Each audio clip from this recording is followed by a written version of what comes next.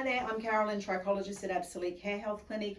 Today we're talking about post-COVID hair loss and the remedies. So unfortunately we're still seeing some COVID around. I still have clients coming through the clinic who are having this post-COVID hair loss. It doesn't happen to everybody. In this particular case, she had a high fever associated with it for 48 hours. So that can disturb the body. So it's a balance that then disturbs the hair cycle.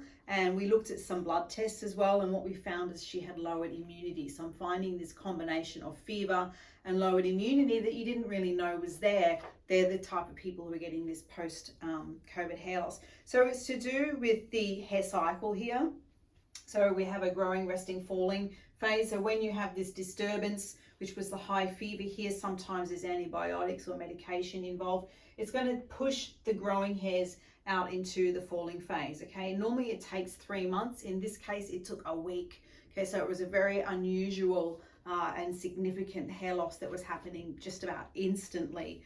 So again, when we looked at the bloods, we found she had low iron storage. So she had low ferritin. The immune support, the vitamin D was quite low, and she'd had quite low B12, but then she'd supplemented so strongly that she'd now pushed it up really high. So we had quite a few problems going on. So it's what we call a telogen effluvium. So it's when the anagen hairs are pushed into the falling phase. So what you can experience is double the daily hair loss. It can be up to 300 hairs a day. Now, it should not happen for more than 3 months, but once it is happening, it's really difficult to actually intervene and stop it. We can introduce some remedies that we do, but we really need to follow the cycle of what's pushed it out, and we knew it was the COVID here.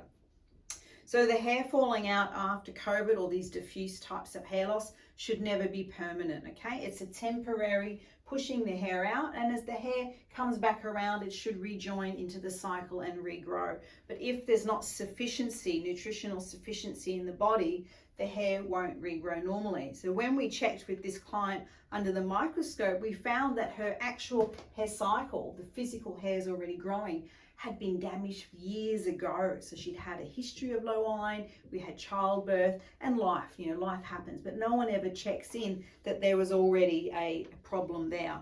Okay, so we looked that we need to fix her hair cycle. We gave her some remedies to use at home. We use our hair growth treatments, either or combination of our Activance GRN. In this case, we use some microneedle therapy as well, and we teach you how to do this all at home with instructions, videos, and what have you, and you follow it through for 4 months. Now, the other thing is the hair loss, the diffuse hair loss from COVID. It can expose what we call pattern hair thinning. Okay, so people come in and say, well, I just have pattern hair thinning, but it's a diffuse, so it exposes something that was already happening. Now, we did not have to use minoxidil or any hormonal therapy here. We just fixed the hair cycle, and you can see in both recessions, before and after, what we achieved. So I'm also seeing a lot of people just jumping online and buying the wrong products that can actually make it worse. Okay, so with the hair shedding after COVID, as I said, no more than 3 months, 12 months to regrow. If that's not happening for you, I can help you. Okay, I can help you anywhere you are in the world. We're based in Brisbane. We have online services. So what you need to do is email me. It's info@absolique.com.au.